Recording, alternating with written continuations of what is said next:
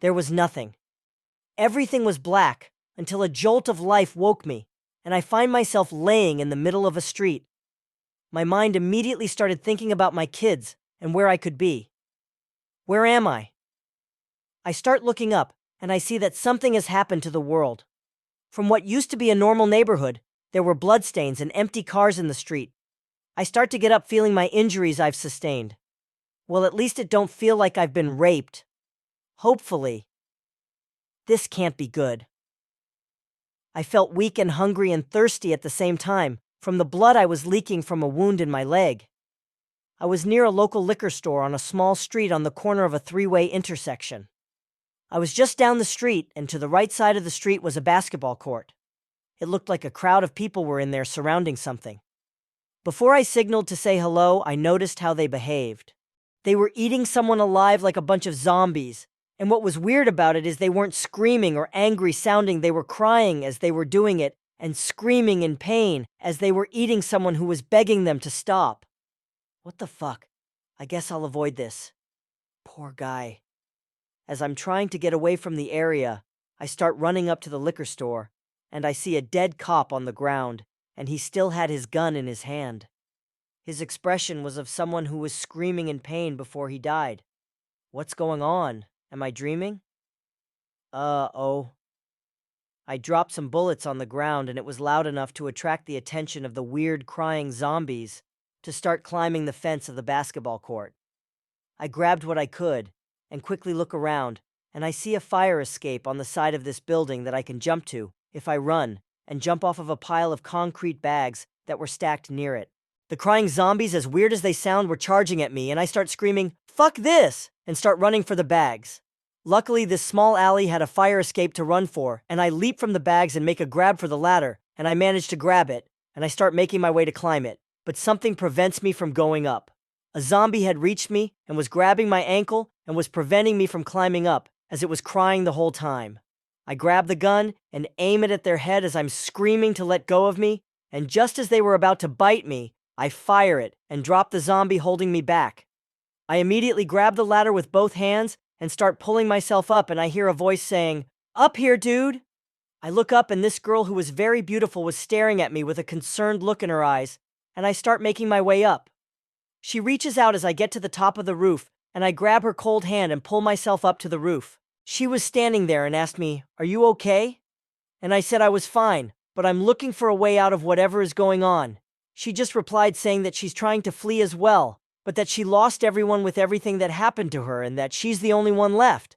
I just tell her that it's unfortunate to hear that and that it was good to see that she made it, and I said that I don't know what's going on, and she points to these people who were up there with us and says, "Me too. I mean, I don't know who these guys are, but maybe they could help us out.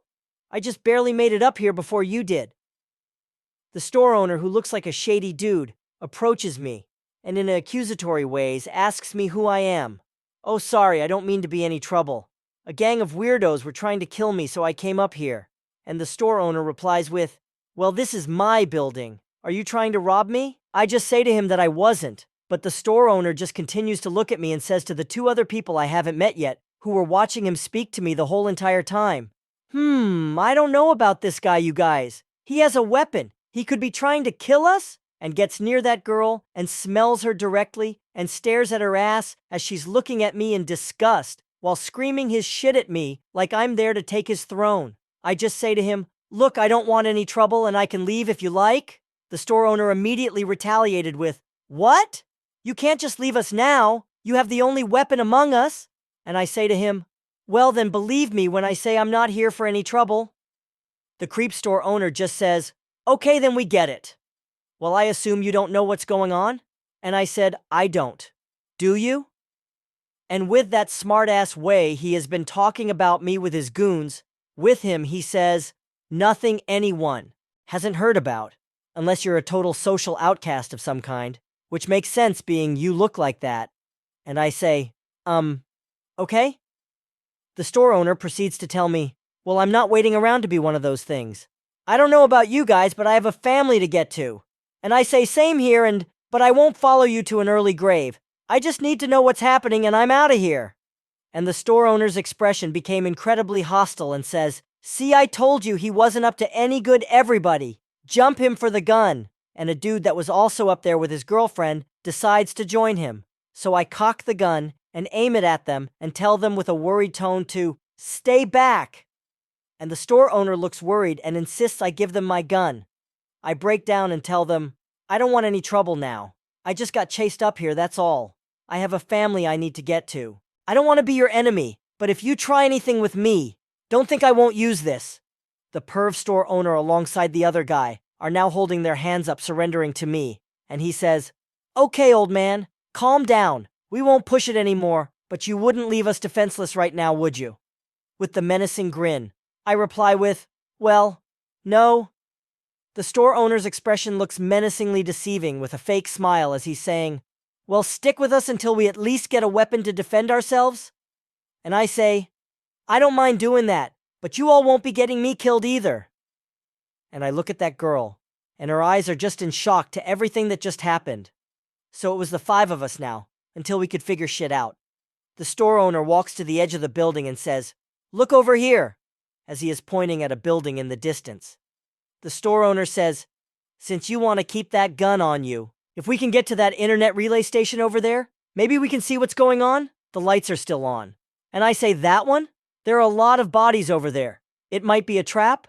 And he says, "Well, I don't see any better alternatives. I'm not going to stay on this roof and wait to die." The store owner continues to go into the strategy by saying, "We can climb down that ladder you came up that I put there." And I just had to say, "That was you? Thank you, dude, that saved my life. I'll check it out." "Is that the only way down?" And he replied with, "You're welcome, and yes it is." And I say, "Well, I'll go and check it out. I almost got taken by those people that chased me up here after I found that dead cop. It looks clear." And we all start slowly coming down from the ladder as I made sure nothing could box us in. We hid behind any vehicle and avoided anything that would attract anything to us, and we slowly made our way to the relay station.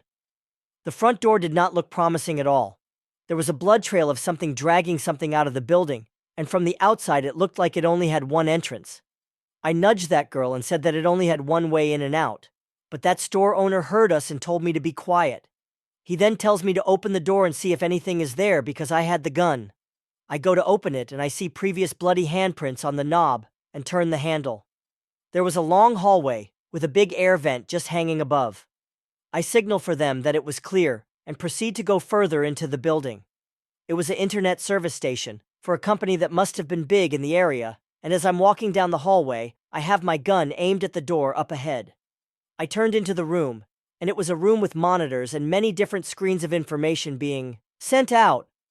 I see that there is some kind of emergency broadcast going out, and I go back to see where everyone else is, and they are just down the hallway walking in.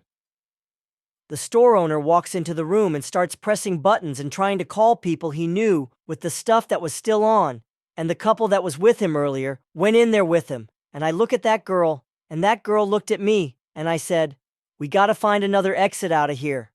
I look at the vent down the hallway, and it was big enough for a person to fit through, and we found a stepping ladder to reach it. She begins to follow me, and we start crawling in the vent, and we end up after a few twists and climbs into huge box for this AC unit on the roof, and all we needed to do was break open the vent and climb out.